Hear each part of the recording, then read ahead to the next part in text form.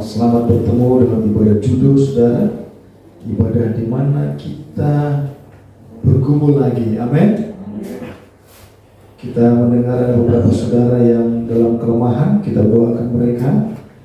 Namun kita perlu mengambil satu sikap, saudara, untuk kita lebih sedikit berhati-hati. Pakai masker, untuk maskernya warna putih, saudara. Kalau warna hitam yang di ruang operator nggak kelihatan, saudara. Gitu kan. Lampu belum ada masalahnya. Belum ada, terus pakai masker hitam. Nah, jangan, saudara. Puji Tuhan. Ya, saya rasa ruang podcast kita sudah hampir jadi. Nanti tetap nanti ada interview Pak Sutri ya, Bu ya. Itu perlu diungkapkan itu. Amin. Ketemunya bagaimana gitu ya. Nanti pertanyaannya ada. Kalau seandainya waktu diputar, masih mau nggak gitu loh gitu. Menyesal apa enggak gitu.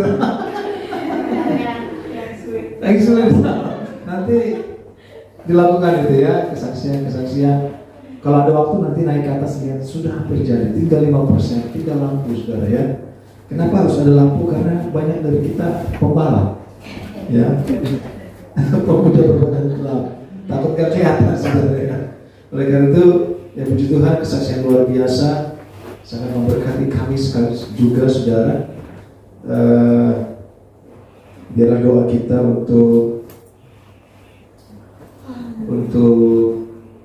Tina, supaya Tuhan terus urapi dan sertai, Allah Immanuel menyertai. Di Bekasi saya pernah menawarkan diri, saudara, kepada satu sekolah. Saya katakan, di sini ada guru agama nggak? Sekolah bilang nggak ada, semua agama mayoritas. Terus nggak ada pelajaran agama? Nggak ada. Artinya, saudara, kita kekurangan guru agama. Amin. Kita perlu, karena 5 jawatan yang Tuhan berikan apa? Gembala, nabi, rasul, penginjil, gembala, guru, ya, 5 jawatan, ya. Dari nabi yang pertama, nabi yang menyampaikan suara Tuhan, artinya bernubuat ke depan. Ada rasul itu suka menunjuk, saudara. Lu salah, lu berdosa, anaknya Safira mati, saudara. Lu salah. Terus ada penginjil yang di tengah. Penginjil di tengah-tengah, saudara. Kanan kiri dia ada rasul, ada gembala. Penginjil yang tengah, saudara. Dia suka menginjil. Ya. Ada gembala. Nah, gembala itu di jari manis. Nah, itu posisi gembala. Ya. PDM, pendeta manis, saudara. Gembala itu jari manis, ada cincinnya. Guru yang paling ujung, yang terakhir. Tetapi perannya semua sama, upahnya sama. Amin. Puji Tuhan. Luar biasa hari ini. Biarlah kita lanjut terus dalam kita mengiring Tuhan. Mari saudara, hari ini kita melihat dalam Injil Lukas pasal 18. Tuhan tanamkan kepada saya Injil Lukas pasal 18, saudara. Terima kasih buat video yang sudah di-share. Pertama, kita bisa mengingat kembali firman Tuhan dan kita bisa merenungkan kembali, saudara, seperti memamah biak, saudara, dikunyah lagi, didengar lagi. Kita mengerti di video itu bisa menunjukkan bahwa kita sudah mendengar firman ini dan kita mempelajari lagi, ya. Yang kedua, supaya saya juga tahu saya pakai baju apa, saudara, dan mengulang baju itu lagi, saudara. Ya, Injil Lukas pasal 18 ayat 1. Saya ingin kita menyimak. Judulnya perumpamaan tentang hakim yang tidak benar. Ayat 1, saudara, sudah dapat semua. Mari kita perhatikan. Yesus mengatakan suatu perumpamaan kepada mereka untuk menegaskan bahwa mereka harus selalu berdoa dengan tidak jemu-jemu. Katanya, dalam sebuah kota ada seorang hakim yang tidak takut akan Allah dan tidak menghormati seorang pun.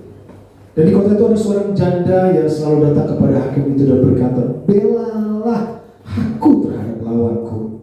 Beberapa waktu lamanya hakim itu menolak. Tetapi kemudian Kemudian ia berkata dalam hatinya, walaupun aku tidak takut akan Allah dan tidak menghormati seorang pun, namun karena janda ini menyusahkan aku, baiklah aku membenarkan dia, supaya jangan terus saja ia datang dan akhirnya menyerang aku. Kata Tuhan, camkanlah yang dikatakan hakim yang lalim itu. Tidakkah Allah akan membenarkan orang-orang pilihannya yang siang malam berseru kepadanya, dan adakah yang mengulur-ulur waktu sebelum menolong mereka? Aku berkata kepadamu, ia akan segera membenarkan mereka. Akan tetapi jika anak manusia itu datang, adakah ia mendapat iman di bumi? Saudaraku, satu bagian Yesus itu kalau khotbah senang dengan perumpamaan, saudara, menggambarkan sebuah situasi. Tetapi sebenarnya Yesus tahu itu benar-benar ada dan benar-benar terjadi. Ayat 1 dikatakan Yesus mengatakan suatu perumpamaan kepada mereka untuk menegaskan bahwa engkau dan saya harus selalu berdoa dengan tidak jemu-jemu. Konsepnya adalah, tujuannya adalah supaya umat Tuhan tidak bosan berdoa. Amin. Tidak bosan berdoa di rumah, tidak bosan juga berdoa secara bersama-sama. Amin. Saya yakin kita berdoa di rumah 3 kali sehari, sudah luar biasa. Amin. Amin. Puji Tuhan. Tetapi hari ini firman Tuhan menegaskan supaya kita tidak berjemu-jemu berdoa. Kenapa? Karena satu perumpamaan seorang hakim yang tidak takut akan Allah dan tidak menghormati seorang pun. Sekali kau gitu ya. Zaman itu belum ada pengacara, yang ada masih hakim, saudara. Jadi historisnya bahwa hakim ini, historisnya bangsa Israel waktu itu dijajah oleh Roma. Jadi sentral kekuasaan itu Roma. Bangsa Israel adalah bangsa jajahan, bangsa budak. Ya. Nah, pejabat-pejabat tinggi itu dikirim semuanya dari Roma, termasuk hakim. Sehingga hakim ini tidak takut Tuhan. Karena dia bilang, bagaimana mungkin saya takut kepada Tuhannya budak, Tuhannya orang yang tertindas. Jadi buat dia tidak ada satu alasan yang kuat untuk percaya kepada Tuhannya bangsa Israel. Sama seperti Firaun, dia tidak takut dengan Allahnya sesembahannya bangsa Israel, karena dia tahu tidak mungkin Allahnya budak itu berkuasa. Kalau Allahnya budak berkuasa, kenapa 400 tahun ini orang terus jadi budak? Sehingga hakim yang lalim itu tidak takut Allah, karena dia ada dalam posisi otoritas, saudara. Ya, kalau saudara mengenal pejabat tinggi, mereka di saat punya otoritas, mereka bisa melakukan apapun. Ya, berita yang lagi hot sekarang, ya, diisukan, diasumsikan ada skenario besar, saudara. Kemungkinan ya kemenangannya gitu. Itu berita. Jadi biasanya memang kalau sudah pejabat ya dia punya otoritas, saudara. Sehingga banyak orang katakan pada saat dia lengser, ya kan kita tahu seorang komandan lengser kemarin dinonaktifkan. Dia katakan begini, jabatan itu hanyalah titipan. Luar biasa. Saya balas, saudara, dalam hati saya. Dia katakan jabatan hanyalah titipan. Iya, karena pejabat itu banyak titipan. Gitu, saudara. Gitu. Jadi dia gak semua murni. Oke, ayat 3. Dan di kota itu ada seorang janda yang selalu datang kepada hakim dan berkata, belalah aku terhadap lawanku. Selalu ada perkara. Diasumsikan bahwa seorang janda ini sedang memiliki masalah dengan orang lain. Biasanya masalah tanah, masalah warisan, mungkin masalah batas, masalah hak, masalah apapun. Jadi dikatakan belalah aku terhadap lawanku. Tetapi hakimnya adalah hakim lain, hakim bangsa lain yang tidak menghormati Allahnya bangsa Israel, yang tidak takut siapapun juga, saudara. Bisa jadi ini hakim ateis, saudara. Bisa jadi kalau dia percaya satu Tuhan, mungkin dia punya hati nurani, dikatakan oh ya oke lah, aku bantu. Tetapi ini memiliki rentan waktu, saudara. Seorang janda yang selalu datang. 4. Beberapa waktu lamanya hakim itu menolak, tetapi kemudian ia berkata dalam hatinya, walaupun aku tidak takut akan Allah dan tidak menghormati siapapun. 5. Namun karena janda ini menyusahkan aku. Intinya hakim ini bukan karena kasihan, bukan karena takut kepada Allah manapun, tetapi karena dia tidak mau kenyamanannya diganggu. Gitu, saudara. Jadi kalau saudara kadang makan bakso di luar, ada pengamen saudara, ya, aku tak mau, gitu saudara. Saudara ngasih duit karena suaranya merdu atau karena apa, saudara? Karena kasihan boleh, oh mungkin saja, oh karena kasihan. Tapi ada poin di mana lu jangan ganggu dulu, saudara. Karena di saat kita kasih duit, dia masih habisin lagunya. Enggak, langsung selesai kabur. Jadi beberapa waktu lamanya hakim itu menolak, tetapi kemudian ia berkata dalam hatinya, walaupun aku tidak takut akan Allah dan tidak menghormati siapapun, namun karena janda ini menyusahkan aku, baiklah aku membenarkan dia supaya jangan terus saja ia datang dan akhirnya menyerang aku. Mungkin janda tiap hari datang, saudara. Pagi bilang aku, mungkin waktu dulu belum ada security, saudara ya. Jadi mungkin pintu rumah orang masih bisa diketok, nggak ada pagar. Ya karena zaman itu memang rumah belum ada pagar, belum ada komplek gitu, saudara. Tapi kalau saudara sekarang menghadap hakim, saudara, hakim tun, gitu, hakim tata usaha negara atau hakim tinggi, ya atau hakim manapun, pasti rumahnya sudah di komplek, ya kan? Pasti ada security. Mau kemana? Ketua Pak Hakim berjanjian belum, ya maaf bu, ke laut aja gitu. Kalaupun bisa masuk itu ngumpet gitu, pasti ada pagar rumahnya pasti ada. Bisa jadi ada anjing, saudara, jadi nggak mungkin, saudara. Tetapi memang zaman dulu mungkin ya bisa tinggal ketuk pintu. Tiap hari datang. Belalah aku. Tidak dijelaskan masalahnya apa, tetapi karena janda ini tidak memiliki siapa lagi yang dia bisa andalkan untuk menolong dia, untuk membela.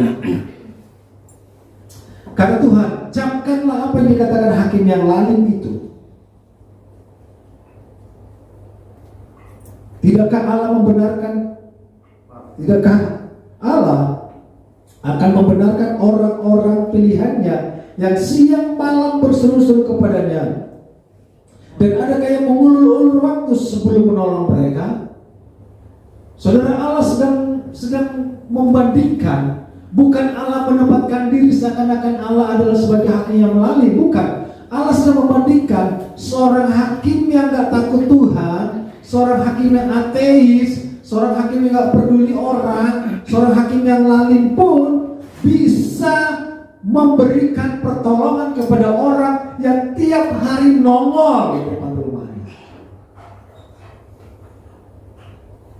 Tidakkah Allah akan membenarkan orang-orang pilihannya yang siang malam berseru kepadanya, dan adakah yang mengulur waktu sebelum menolong mereka? Tuhan pasti mendengar doamu. Amin. Amin, saudara. Tetapi saya mau katakan, saudara, di bagian lain firman Tuhan katakan, kalau bentuk keagamaan kita tidak lebih baik dari orang Farisi, mungkin agak sulit juga, gitu, saudara. Ya, kita pernah mendengar firman Tuhan beberapa waktu yang lalu disampaikan, orang lain itu jam 5 pagi udah memanggil Allahnya. Kita bangun jam 12, ada yang bangun jam 3, saudara, terus bikin status, kok gue gagal mulu gue nggak diberkati ya gitu. Jam 5 pagi tuh orang sudah berdoa pertama, mungkin jam 3 sore udah berdoa ketiga atau keempat sudah. Tetapi kita berdoa, sudah berdoa. Terima kasih buat makanan Tuhan, Tuhan Yesus memberkati oleh amin.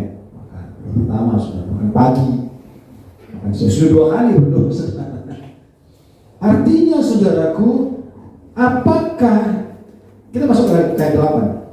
Aku berkata kepadamu, aku akan segera membenarkan mereka. Akan tetapi Tuhan tantang ini. Ya, Tuhan tantang. Jika anak manusia itu datang, adakah ia mendapati iman di bumi? Amin. Artinya saudara, dikala engkau berdoa, berarti kita beriman. Di saat kita memohon kepada Tuhan, berarti kita percaya, kita beriman bahwa Tuhan sanggup menolong kita. Demikian juga dengan ibu janda ini saudara. Di saat dia datang terus, karena dia percaya, menaruh keyakinan bahwa hakim yang lalim itu bisa menolong dia. Kita di saat kita berdoa, karena kita tahu pada saat kita berdoa kepada dia yang kita sembah sanggup menolong kita. Pertanyaannya, adakah yang menerima iman di bumi? Berarti banyak orang tidak berdoa. Bentuk iman adalah kita menyerahkan hidup kita kepada Dia yang kita imani. Amin. Jadi action kita apa? Bisa kita kata saya orang beriman, tapi kita tidak berdoa. Terus caranya kita mempertahankan iman kita bagaimana? Ya dengan doa, bukan dengan ngomong, bukan dengan posting di Facebook, saudara, tetapi dengan berdoa, menunjukkan kita mempercayai, mengimani kepada siapa kita berdoa. Amin. Makanya Tuhan tantang. Ia akan segera membenarkan, tetapi adakah ia mendapati iman di bumi? Tuhan sedang lihat ke bumi, saudara. Praktek iman itu adalah berdoa. Amin. Praktek iman itu berdoa.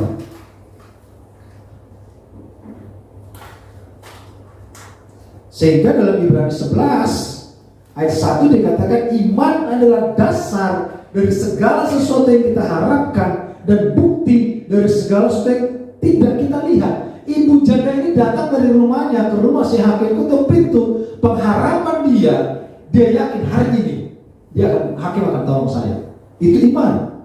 Dasar segala sesuatu yang kita harapkan dan bukti dari segala sesuatu yang tidak kita lihat. Kenapa dia berjalan ke rumah hakim itu? Belum tentu hakim itu menolong kok. Bisa jadi ditolak, bisa jadi dicuekin, saudara. Tapi dia tetap beriman, dia berjalan. Karena itu adalah action, adalah dasar dari apa yang diharapkan. Dan buktinya dia akan lihat di saat dia ketuk pintu. Ini juga keadaan saya. Dasar dari apa yang kita harapkan itu iman. Tetapi adakah kita membuktikan bahwa apa yang kita tidak lihat Tuhan akan terjadi bagi keadaan saya. Amin. Sekalipun saudaraku, kita sangat percaya bahwa kehidupan kita betul-betul ada di tangan Tuhan.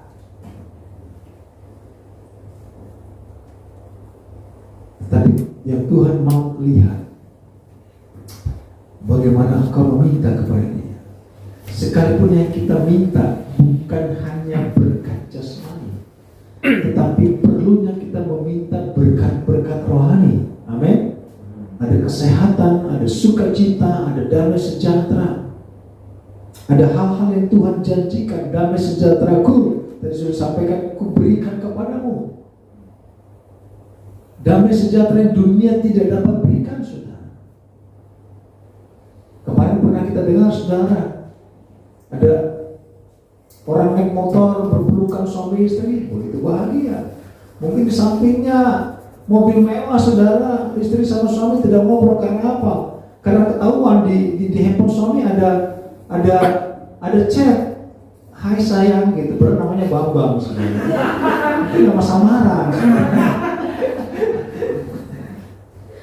Atau namanya tukang AC gitu, itu makanya saya.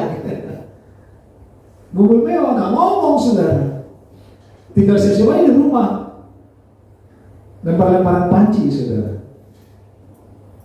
Perlunya kita berdoa dan terus meminta dan terus meminta, karena apa itu adalah praktek iman.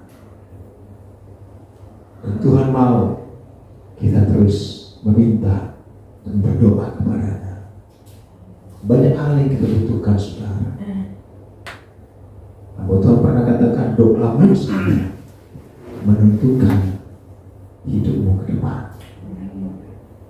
Perlunya kita memagari kehidupan kita dengan doa, karena doa itu adalah hubungan kita dengan Tuhan, praktek iman kita. Sekalipun dihujan itu belum tentu ditolong, tetapi Yesus katakan Tuhan pasti menolong dan mendengar doa kita. Ia akan segera membenarkan mereka. Kenapa kita segera dibenarkan? Karena firman Tuhan bagian lain katakan setiap hari pendakwa itu terus mendakwa kita. Lapor kepada Tuhan, Tuhan hari ini Bung Andre gak nyapu. Nah, gitu. Terus dia terus sampaikan kepada Tuhan. Itu pendakwa saudara. Disampaikan. Perlunya kita dibagari. Kenapa? Ia akan segera membenarkan mereka. Setiap hari kita berdoa, setiap hari kita dibenarkan, setiap hari kita menerima janji Tuhan. Setiap hari kita semakin dikuatkan dalam iman. Puji Tuhan. Ini firman Tuhan saudara. Saya rindu kita naikkan pujian.